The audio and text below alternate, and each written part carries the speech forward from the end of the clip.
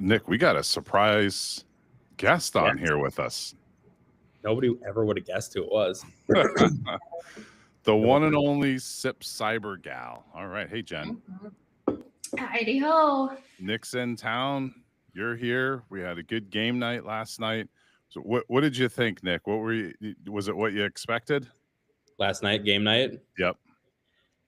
I think this is one of the best game nights I had been to because Jen orchestrated such a great game night with all the lock picking. So instead of like having like one area where people were playing games, which is great, we had games, we had a Nintendo Switch going, we had tons of people, new and veteran lock pickers, and everything in between. So I think it was a great game night. We had some new faces too. We had two teachers actually came, which was cool. And Jen, you initiated that. Yes, you know I can't help myself. I was born a teacher. I will die a teacher. So I just try to bring teachers everywhere I go because they're my humans. So well, one of the teachers brought whiskey, so that was excellent. Well, I did orchestrate that exchange. So to be fair, I married that teacher, but you know. Oh, that was and the we teacher had that brought people coming all the way. That brought the whiskey, yeah, and we had people coming all the way from Duluth, so coming down like what is that, 2 hours? That was awesome. People yeah, in the cold. And I just want to point out it's negative 13 today. Like it's negative 13. There's no reason for this. No reason for that. And Nick, how would you describe Eric's outfit for game night? I think this is very important. I don't know. Can we even discuss it here? Is that? It was like a Christmas Hells Angels member. Yes. That's the best way I can explain it. In Crocs and sweatpants. Crocs and sweatpants. At first, when he walked in with it, I thought his shirt was painted on. I couldn't believe it. That would have been full commitment. Full commitment. Yeah, everybody had great attire last night. I thought everybody that bought in came with the tacky attire, which I didn't really even know what tacky attire was until I was told to wear something tacky. So I had sweatpants and an old Griswold hockey jersey on. So that's the best I could muster. It was, and cowboy boots. It was perfect. And tucked in cowboy boots to sweatpants, which is just such a foul, but it worked. It worked. And now we're back at the office this morning. Jen brought coffee, which is much appreciated. From Joe to Go, the best. My good friends, Jess and Susie. So. And then we've got another game night or another, I don't know, whatever your costume situation. Is it in the spring, Jen, that was announced last night? We're going to have a spring break luau party. I thought about going back to like MTV spring break, but I just feel like for us nerdy people, like it's just not a good fit for us. Like, and Jenny McCarthy wasn't available. So. What night is this game night? What was the date? We have to decide if it's going to be March or April. So either way, it would be the first Wednesday of the month at 5 o'clock. So it's going to be March or April. Yep. Yeah. So we'll just decide, and then we'll get that out there to all of you so you can start prepping now. You can even add that luau gear to your holiday wish list. I guess start looking for plane tickets right now. So, and Nick, we did the Secret Santa exchange. I think the three of us all do a little bit with coffee. You got a flat burr grinder, right? So now you're in the big leagues. Well, and I don't even know what that is. I wanted a grinder. I got one. I don't know what it is, what's special about it. So this is the first time hearing about that, which is awesome. Did you say you wanted a grinder or you're on grinder? I wanted a Danger zone. Calling HR. So you wanted a grinder. You got one, flat burr grinder, which is... I was waiting for that, Jen. I already knew that would happen. Which is excellent. And Nick, what I'm doing tonight is I'm roasting coffee, and I'll bring it into the office tomorrow. I can't wait for Sweet. that. We'll have to get a rundown on how to do that so I can jump in. I'll video it. Yeah, it's cool. Okay. Yeah. Sweet I'll pick up Martha's. some crema. One of my sister-in-law came into town a couple weeks ago, and she brought beans down from Duluth Trading Company, and they were, oh gosh, no, I can't remember what flavor it was. Very good. Very, very good. The coffee company up there is so good and so cute inside. It's like super tall ceilings. So we're taking suggestions on what coffee we should try roasting, what we should grind, what I should use this new grinder for. Grinder isn't coffee, people. Thank you for clarifying. Thanks, Nick. Sure it is. We got to know each other, I think, really well through the tacky attire situation and through game night and Secret Santa. And it got me thinking about, you know, like starting to know each other better personally, but then also professionally. So like we had to do this thing. When was that, Eric? The Kolbe assessment. Oh, the Kolbe assessment. Yeah, we did that a couple of weeks ago. And today we're doing our report out. So the Kolbe assessment is essentially, it's, I don't know, what was it, 50 questions or so? And the questions are sort of difficult to answer. Incredibly hard. But it's really driving at your intrinsic, is it personality, would you say?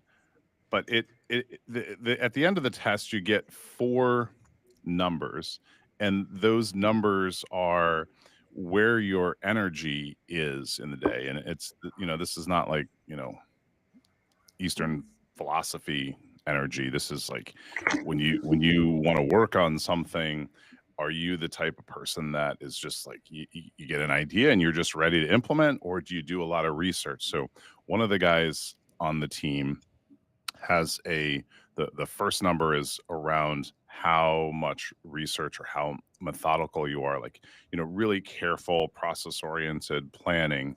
And he said it resonated really well with him because he had the numbers are on a scale, I think, of 1 to 9, and 9 would be, you'd have a ton of energy in it. And he was working on building out a new gaming computer. And he spent a ton of time researching that gaming computer, and it almost to the point where he's kind of locked up in just the analysis paralysis, so to speak. And we see that at work all the time, right? In different projects and whatnot. But it kind of explains why people are that way. And then other people are like, yeah, you know, don't need to spend a lot of time on it. Let's just go. Let's just implement. And within our team, people have different ranges of numbers. So today we're coming together to talk about how we work together with our different ranges, where our energy is and what naturally works for us. So it should be really fun. Yeah, I think Jen and I found that we're awkwardly similar. We got a lot of the same numbers.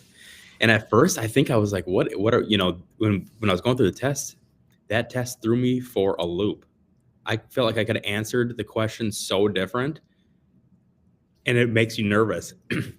Is this truly how I want to answer this question? Because I think on the top it says, answer it, you know, as truthfully as possible, how you want it, you know, or how you truly feel, not how you think that your boss or somebody else would want you to answer. So I think that's what unlocked these great test scores. And I think everybody has been, it's kind of been a buzz around it. I think that people that I've talked about have been chatting about their scores, and hopefully that will make just, you know, you'll learn how to work with people better, maybe get more out of specific people. And for yourself too, it makes you realize, wow, maybe I should focus more time on prep, or maybe I shouldn't try to go so fast, or whatever the case is. So here's an example Kolbe question. If I believe something important could be made to help humanity, I would investigate it, design it, sell or promote it, or build it. And then of those 4, you got to answer them between most and least.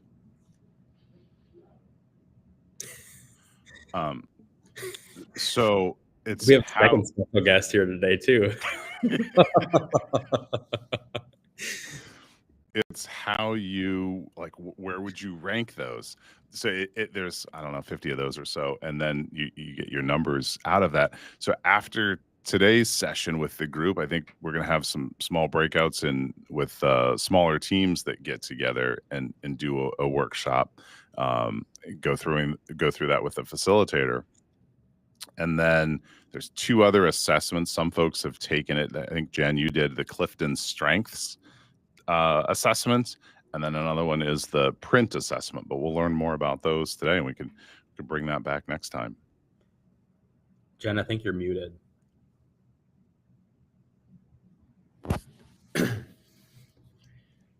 Nothing like some technical difficulties early in the morning. But yeah.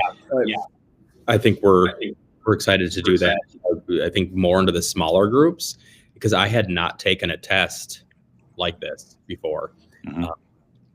But yeah, the question that even you read there, I struggled to even remember how I answered it and how I might want to answer it now, because I think sometimes your answers would change. And you think about, in that question, you think, how as a human, should I answer that question versus how would I actually handle that question? So that's how, when I say you get thrown for a loop, that's what I mean, is how do you think you should answer it versus what would I actually do? Are you back with us, Jen? Yeah, there you are. Apparently, who knew? I think it's just because of the cold. My computer was like, no, not doing it today.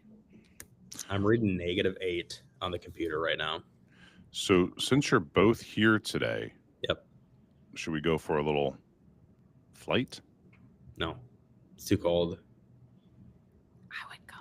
Let's do it. You guys go and I'll film it. I'm staying right here where it's nice and warm. Is it better to fly on a day like today? Because I know for hot air balloons, they like this type of like ability to be able to complement the cold and the fire and all the science stuff. I married a scientist. But is it better to fly on a cold day like this, or does it matter? The colder it is, the more dense the air is, so you get better performance out of the aircraft from a lift perspective. So we can do like flips on a cold day? No, that's not me. You guys should try it. The plane does have a parachute. It does, but there are planes that are designed for that, and one of the more popular ones is called a Citabria, and it's aerobatic spelled backwards. That's what Citabria is, and it's the plane is pretty interesting. It's I believe they're a fabric plane, and some of them have a wood spar, which means the main support structure that makes up the wing is made out of wood, and then you have this fabric coating that's over it, and then it's essentially painted, and it's hard, and like just looking at it you wouldn't know that it was fabric. But yeah, you're pulling, like, you could pull, I think 3.2 G's, maybe something like that. Don't quote me on that. With a wood wing. So there was another company in Minnesota that was building wings with a wood spar for a number of years, and I'm not remembering the name of the airplane. It'll come to me, but there's a picture where they have like a bunch of people from the company just sitting on the wing to show how stable the wing is. It's the particular airplane that I'm talking about is a low wing aircraft. The Citabria is a high wing aircraft. High wing means the wing is above you, so when you get in, the door is underneath the wing. Low wing are maybe more the traditional that you'd think of when you see an airplane, and yet to get in the aircraft you actually step up on the wing, open the door, and get in.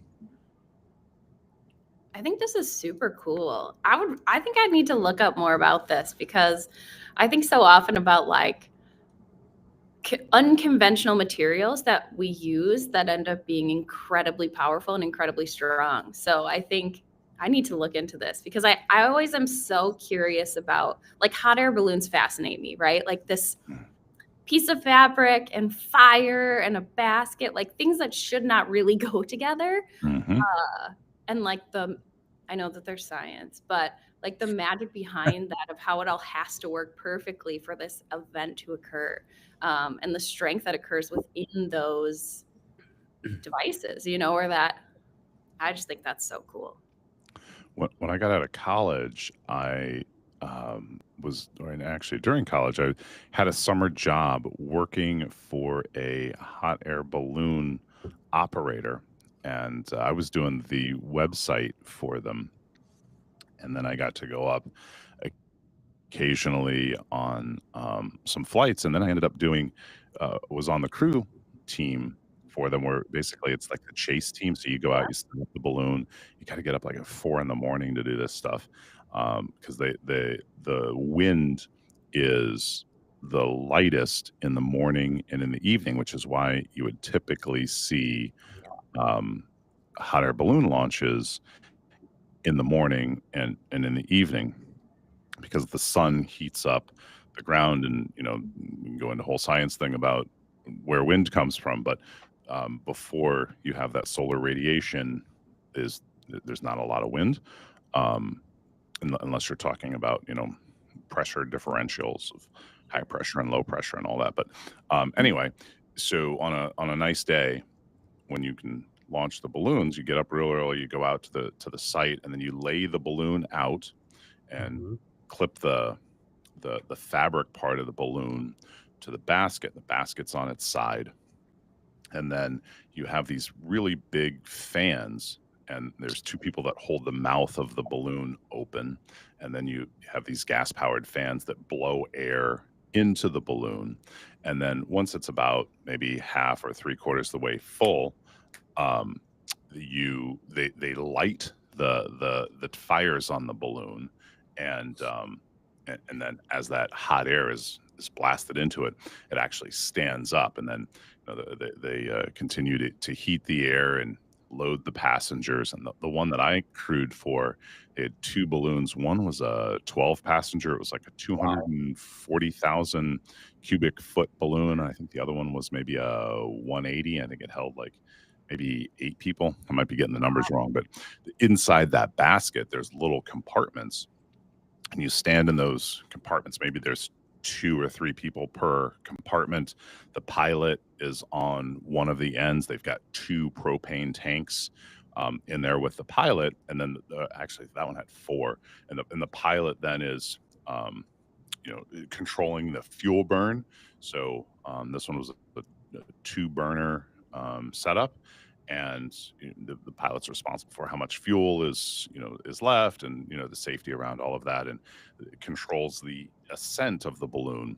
Can't really steer the balloon because it's all based on wind, but you can. There's vents in the balloon itself, in the fabric, so the pilot can pull on a cord, and then it lets out a little bit of the air in the balloon, and that will turn the balloon.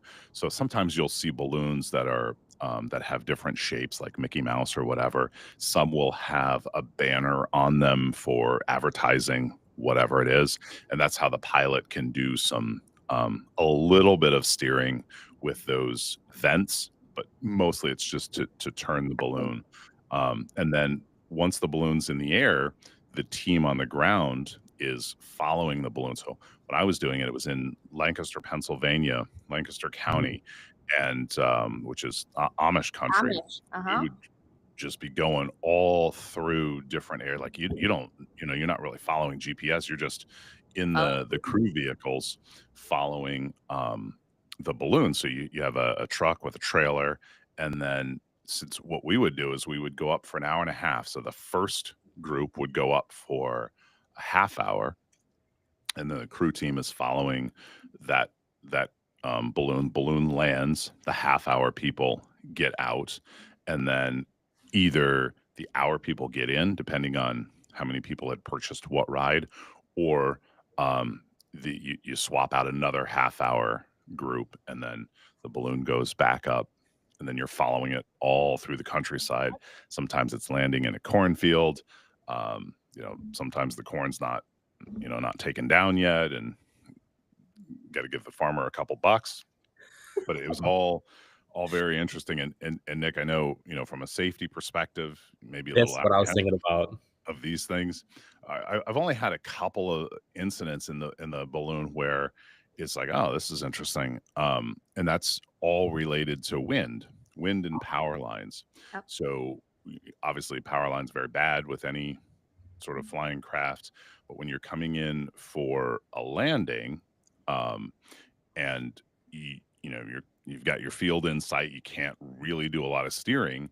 So if you're headed towards something dangerous, trees, power lines, whatever, the pilot has the ability to pull on another cord, and that cord essentially rips out the top third of the balloon. The top third of the balloon is velcroed in to the, like there's two pieces of fabric and they're velcroed together, and it's called ripping the top off in the balloon. So you just yank this cord, pull the top off, and then all of the air just goes out really fast. Yep. And that that halts the and then the balloon just kind of, if you're dragging the basket, it'll just tip over. But the ground crew at that point in time is already waiting for the basket and the balloon to come down, and they're kind of grabbing onto the basket and holding it. There's handles on the bottom, so sometimes, like in a little bit of a wind situation, you might see like 4 people holding on to the balloon, and it's kind of dragging them across as they slow it down. And then sometimes the basket, when it lands, it will tip over, but like I was saying, there's those compartments inside, and if it tips over, you're just kind of laying on your side, but you're in the compartment, with maybe 1 or 2 other people. So that I've been in the balloon before when that's happened. I've been on the ground when that's happened. I think I had taken my mom up for a ride once, and that happened when she was in there. But Oh no. it's all pretty safe. When you rip the top out, it's a pain in the ass for the ground crew because they have to Velcro that thing back in. Yep. And it sucks. So the pilot tries not to do that unless they have to. Like if you're going towards power lines, you gotta rip it out.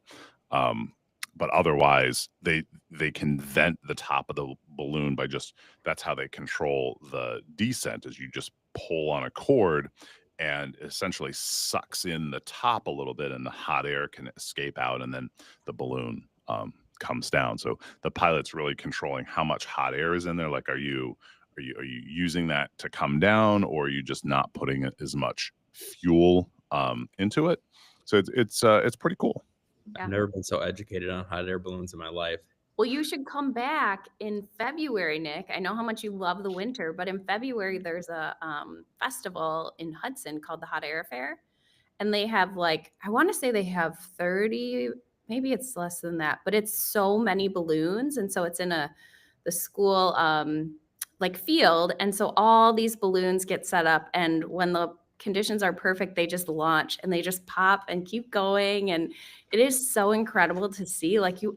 Bring your girls, because it's just very, very cool, and they do it at dark 30, so you get there at 6 in the morning, but there's hot coffee and cocoa, and it's just, I don't know, there's something so magical about it. Isn't there a big festival in New Mexico? Albuquerque. Yes. Yep. Albuquerque. Yeah, Yep. hundreds of balloons. Yeah. Yep. Great pictures all the time. I sent Eric a picture maybe a couple weeks ago. Down and by my house, there's a good sized field, and it's connected to a school. And there's a guy that uses some sort of canopy, parachute, whatever, and he's got it connected to a cart with a fan, and he's always flying around with that, and that actually looks really cool. Yeah, there you go. But that looks cool to do. He flies probably once or twice a week. That's awesome. And we like to watch him, so it's pretty cool. He buzzes right over all the houses. And there's some really cool YouTube videos where, so the one you're talking about, he's sitting in the cart. There's others where you strap the fan, if you will, on your back. Yeah, I've seen that. I'd rather be on the cart. There's a place here in the Twin Cities that does lessons on that, and I'm very tempted. Very tempted. I mean, just chilling out over the river. So you're just flying down the St. Croix, 20 feet, boom, done. Oh, that'd be fun. the wood wing aircraft that I was talking about, there's apparently quite a few, but is the Belanca Super Viking. And the company's no longer around, but it was a 300 horsepower design, really fast aircraft. Just looking at it, you wouldn't know that the wing is, the spar is made out of wood. Well, Love it. sounds like you got some more flying to do and some more pictures I can take. So Today, I feel Cool. like today is a good day, Nick. I think No. we should really get that firsthand experience from the cockpit. Like I feel like this is very important. yeah, I have a lot of meetings on my calendar today. Just don't think I'm going to go around. Go ahead, Eric. I I'm was just, Go ahead. I was just going to ask from a cybersecurity perspective, because apparently that's what we're supposed to talk about. It is. What are you all working on? Is there any thoughts, tips for the rest of the year here? Oh, I've got one. Well, go ahead, Jen. So I kind of have two spaces. Something that y'all know I love personal cybersecurity. So we do all the stuff, right, with the organizations, counties, cities, companies, whatever. But generally, the thing that I've been hearing a lot about, I was at a conference yesterday, and an insurance provider was talking about so many scams that have been occurring and really unsuspecting targets. And these threat actors is called pig butchering. I really hate the name because it's just so awful. Dandy of a name. I know. And this scam really targets the human emotion that we have of trusting people and wanting love and wanting a companion or whatnot, particularly our eldest generations. And what these threat actors do is they establish this relationship with them, whether it's a friendship or companionship or romantic. And what ends up happening is these trusting individuals end up just giving money, right? These threat actors create this elaborate relationship, and then they say, well, I'm going to come see you. So, but oh my gosh, I'm stuck and something happened and all of my finances are frozen. Can you just send me blank so I can get on the plane and get to you? And they, of course, don't come. And then, or my business needs this, we're going to have you buy into it. It's going to pay you back 1,000,000 times over. And one of the ones I just heard was that a woman actually ended up giving away between $250,000 and $300,000. It was basically her house and her full retirement. And I just think, particularly, I'm going to say the word AI, but AI makes this even harder because it's so easy to sound very natural through voice simulation or even just typing. And the problem with these types of scams is that the person being scammed ends up giving them access to their accounts to draw the money out. They end up filing their taxes on their behalf because they have this information from the person being scammed. Yep. And because it happens at their hands, if I give you access to my bank account and I gave that to you and you go in and take my money, it's this really gray area as to how they can persecute people. So I think thinking about as we go into the holidays are always really hard. We think about lost loved ones and it's all about family, and if you don't have that really strong connection, it's really hard and easy to fall victim to. So I think being really, really cautious about that, and for me especially, I think about my parents and just talking to them about it, because we're built as humans to trust, right? We're supposed to trust people and embrace them. So yeah, and then the other thing I've been thinking a lot about is around shopping, because y'all know I love a good shopping endeavor. It was a big help for Secret Santa. Yeah. Oh yeah, I'm a master shopper. So what I was talking to a colleague about maybe a month ago, she was saying that she doesn't have a credit card because she, is credit is bad. This is a whole thing. It's a scam, whatever. And she only has her debit card. So she has one checking account and she has her debit card, and she uses that debit card everywhere she goes because she just feels like she doesn't want to spend more than she has. But she also, like, all the things. And so I was talking to her about, like, here's the thing, like, using a credit card provides you a different layer of protections, right? Whereas, like, if you use a debit card to pay for something, or someone gets that debit card, that cash is gone. The second you swipe, it's gone. It's with that merchant, whatever. It's basically like opening the door to your vault of cash in your accounts and saying, here you go. Whereas with a credit card, right? Someone steals my credit card, they buy airline tickets.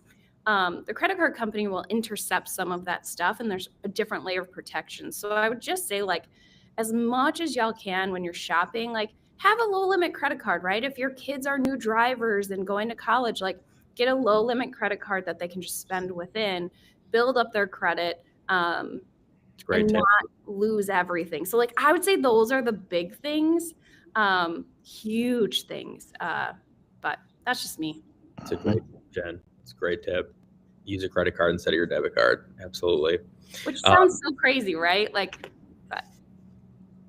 No, it's great. I'm going to actually, real quickly, before we have to jump off here, I'm going to take it non-technical, I think, which is different for me.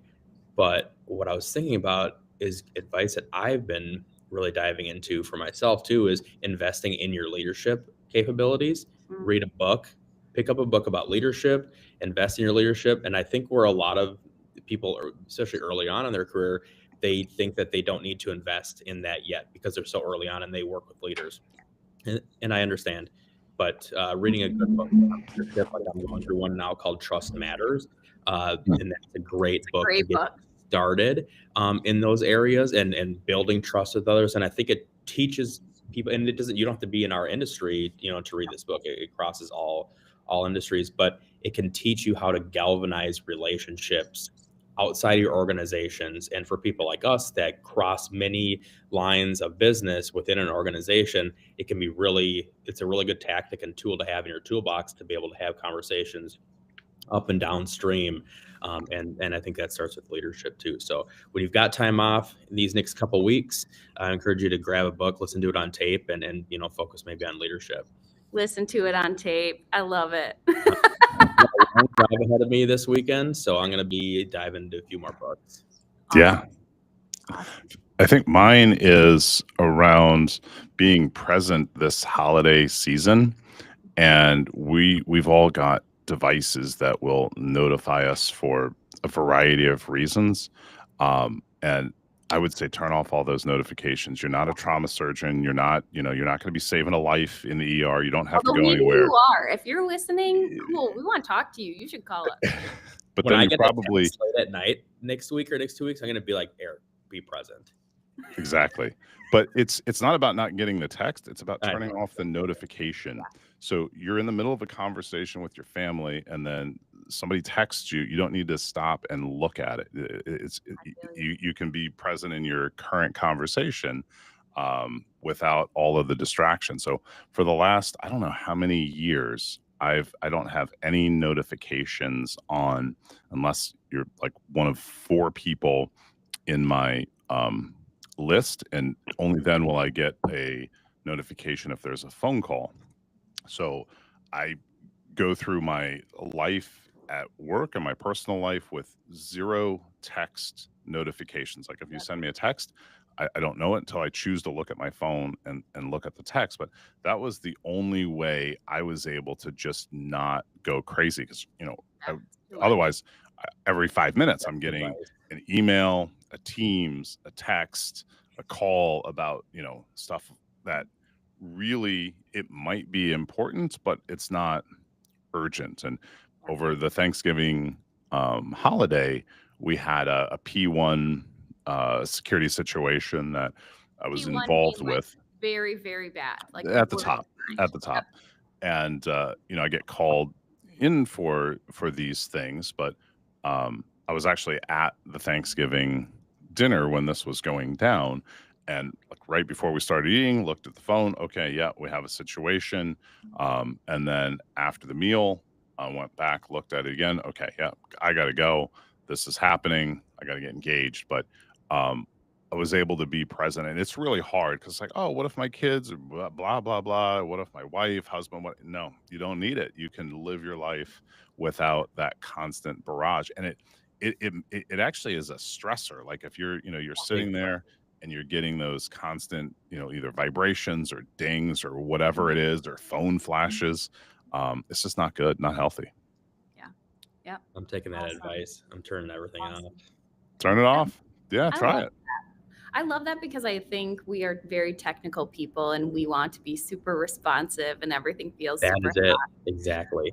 and we want to be helpful, but I think I've had quite a bit of loss with personal family members lately, and I would totally agree with that. And I think I wish I had heard that message more years ago than I did, but I'm grateful for exactly what you said, being present no matter what's going on. Like, I just appreciate that, and I appreciate you as our leader saying that, because I think it almost gives us permission to be a human and a member of this team. So I think that that is a perfect way for us to leave all of our friends who are watching Field Notes.